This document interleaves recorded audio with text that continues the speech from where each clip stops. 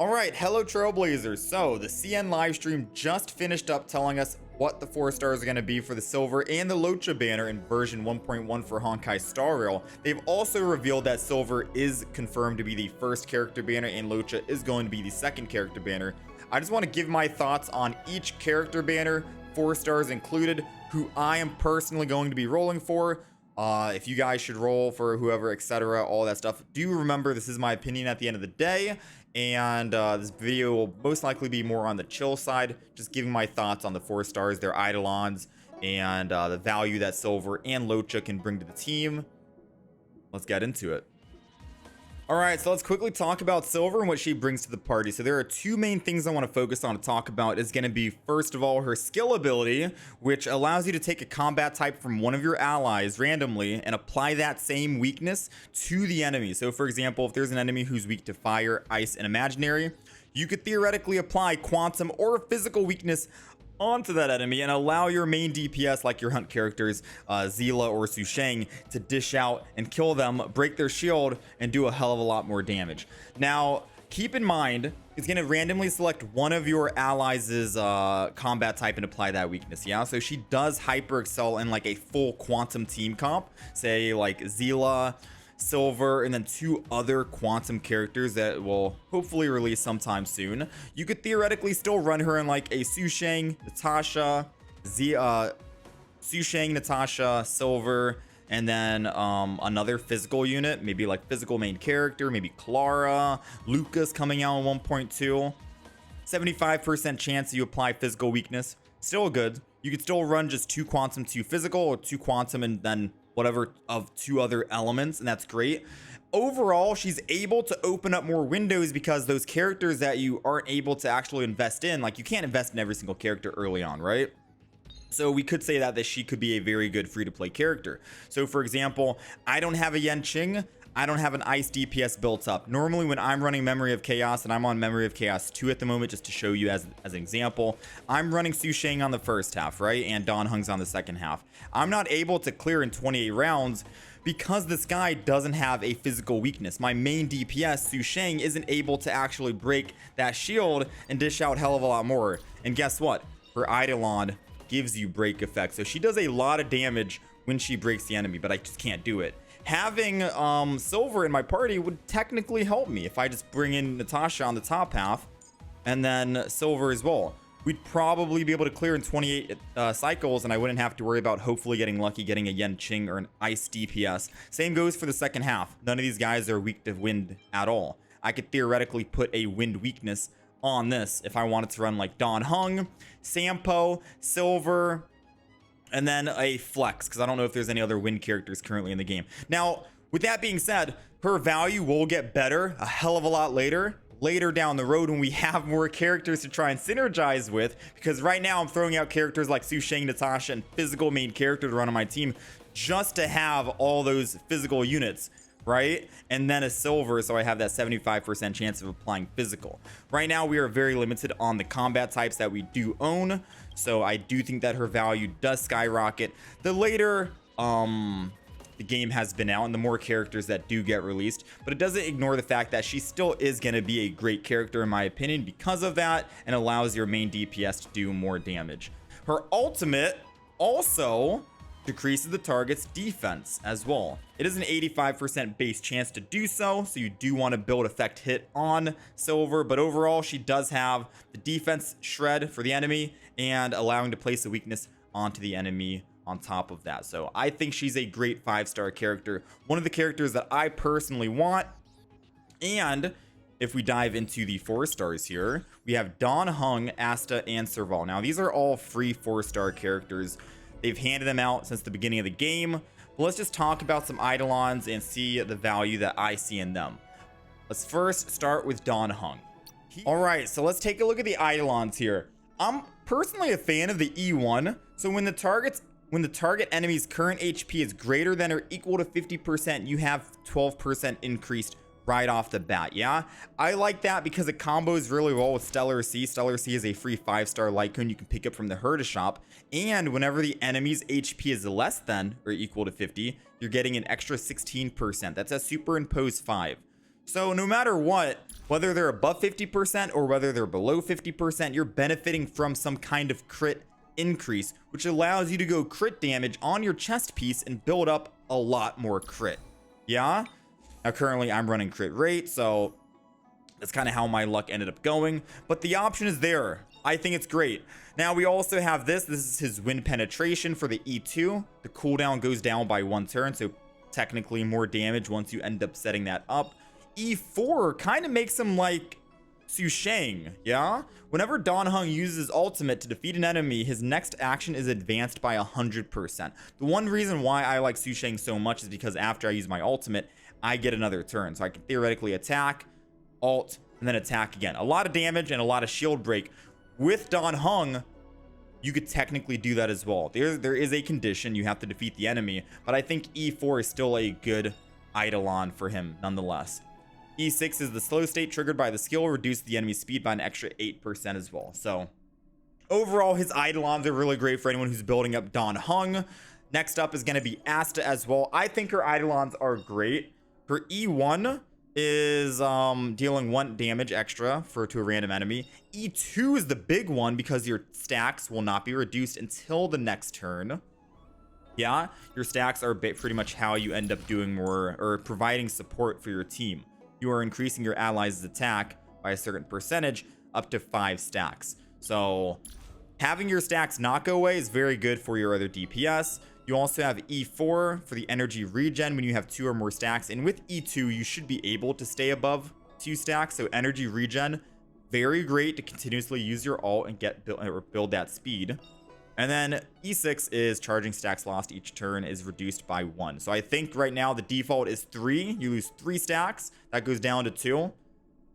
Just benefits more for E4. So her eidolons are also great.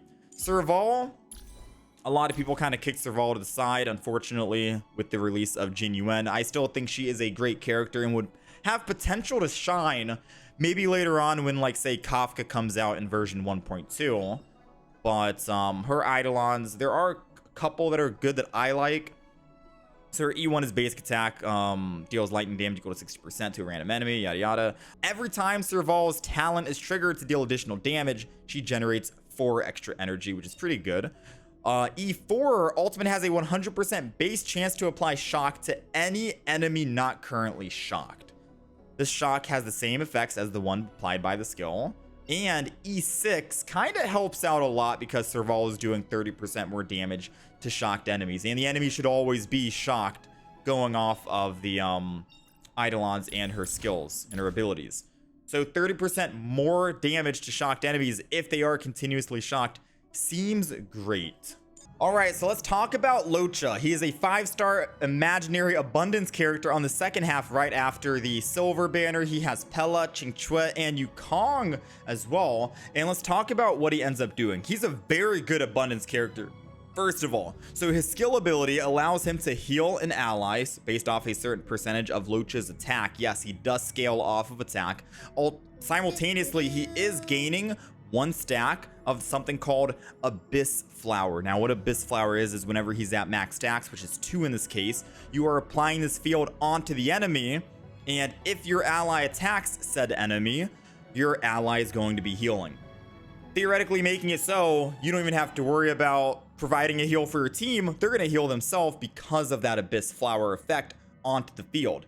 His skill also allows him to cleanse a debuff from an ally. So if your ally is inflicted with like bleed, fire, frozen, you do have a cleanse that you can use. And whenever an ally falls below like 50% HP or lower, Luocha will automatically activate his skill without consuming any skill points. So if your team is just on the verge of dying, boom, automatically uses his skill, doesn't even consume a skill point, and you can use that every 2 turns. Theoretically, your team will never die because of that, yeah? And you're able to just focus on doing damage. His HP or his healing skills off his attack, so he could be a good DPS or a backup DPS, secondary DPS, sub DPS, or whatever you want to call him. Moving on to his ultimate, you are removing an enemy debuff and you're dealing imaginary damage while also gaining 1 stack of Abyss Flower. Okay, so because Luocha is an abundance character, his value is definitely skyrocketing right now, mainly because in the game we only have 2 abundance characters, right? We have Bailu and Natasha. Natasha is a guaranteed abundance character you get early on. Bailu, you have to get lucky and hopefully you lost 50-50 or got her in the beginner banner somewhere early, and then you're able to clear more content. So the hard content in the game is Memory of Chaos at the moment. I've been able to get by just fine with just my Japard, but I only think that's going to take me so far. There are 10 stages and I'm about halfway through. I think Luocha would be a very good addition to your team if you don't already have a Bailu and you don't already have that second healer, because he is providing that cleanse. He is removing a debuff from the enemy. He's able to passively heal your teammates without even actually using his skill ability, so you conserve skill points there. He scales off of attack, so you're able to just generate more skill points while you're doing damage and helping your DPS out. I think his kit is pretty good just looking at everything. Now, if we're talking about 4 stars here, Pela, Qingque, and Yukong, let's quickly dive into them, yeah? So Pela, for anyone wondering, she is a nihility character, which basically means she's able to apply debuffs to the enemy. Her E1, whenever an enemy is defeated, she's regenerating 5 energy. Really good. Her skill to remove debuffs increases her speed by 10% for 2 turns. Also pretty good. And her E4, whenever using a skill, 100% base chance to reduce the target's ice resistance by 12% for 2 turns. So very good for ice DPS out there like Qing and maybe some other possible ice DPS down the line. E6, whenever Pela attacks a debuffed enemy, which they should be debuffed anyway, she's applying defense shred to them. She deals additional ice damage equal to 40% of Pela's attack to the enemy. So additional damage with Pela, not bad at all. We have Qingque with their Eidolons, are also really good. She's the free quantum character in the game. If you guys did end up skipping on Zila, you might want to look into building her, unless you're going to be running silver and applying your own weakness like we mentioned previously in the video. Her ultimate deals 10% more damage. E1, that's it, you know, pretty good. E2, every time a draw tile is triggered, Qingque will immediately regenerate 1 energy. Okay. E4, after the character's skill is used, there's a 24% fixed chance to gain Artarchy, which lasts until the end of the current turn. So basically, whenever using basic attack or enhanced basic attack, you're launching a follow-up attack on the same target, dealing quantum damage equal to 100%. So basically, just a buttload more damage. And E6 is recovering 1 skill point after using that basic attack. So many people know that Qingque, the Quantum Erudition character, she is consuming a lot of skill points. TLDR, you have to use your skill points to get 4 Mahjong tiles to be the same symbol in a row to do your AoE and your big hit. She's consuming a lot of skill points and not really great to run on like a genuine team comp, yeah? However, there are other abilities like bonus abilities. Restoring 1 skill point when using the skill only can be triggered once per combat. Pretty good. You basically get 1 free gacha. And then now with this one, you're also generating more. So I think she's great. And the Eidolons and the bonus ability does help with that. And I will most likely be building her in the near future because I don't have another quantum character. And then last but not least, we got Yukong. So the TLDR on Yukong, she is a 4-star imaginary harmony character, harmony meaning buffing, and buffing in this regard means that she is increasing all allies' crit and crit damage. Now, do keep in mind, apparently they did say this in the CN live stream that Yukong is going to be a free unit they hand out in version 1.2. Which does make sense if true, because normally what Horioverse does is they always give you a free 4-star weapon and then a free 4-star character and then repeat back to a free 4-star weapon character over and over and over. That's what they do with every single update, right? The free 4-star quote unquote weapon we're getting in Honkai Star Rail is the free 4-star light cone for silver, which means next update we're getting a free 4-star character, Yukong in this case. So if you are trying to roll on the Luocha banner and you already have like Bailu and you just wanted Yukong, keep in mind. So yeah, do with that information as you will, but I do think that the Luocha banner does look a hell of a lot better with Yukong, Qingque, and Pela. I also think that he is more valued because that he is an abundance character. Now, with that being said, and me hyping him up because he's an abundance character, his value is at the top because we don't really have that many abundance characters, right?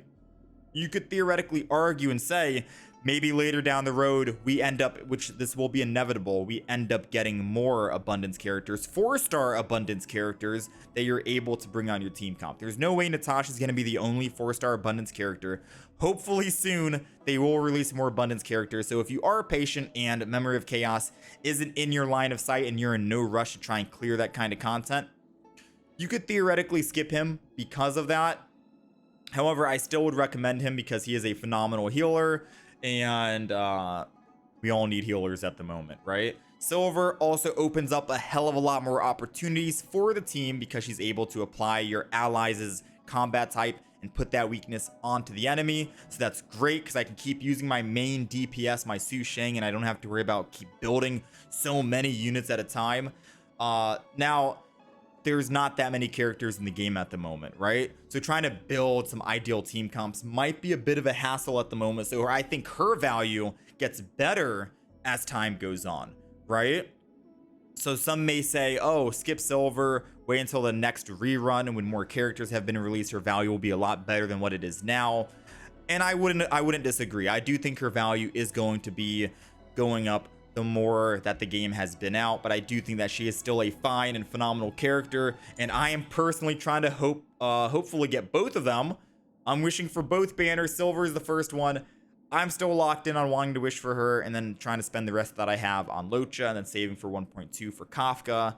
Let me know what your thoughts are, who you guys are wanting to wish for, whether it's Silver, whether it's Luocha. They're both really good characters in my opinion. 4 stars as well. I do like the Luocha banner 4 stars a bit more, just a tiny bit. But yeah, those are my thoughts. That's my opinion on the entire banner for 1.1. Hope this video was helpful in some way. Join us over on Twitch. Thank you guys for watching. I'll catch you guys in the next one.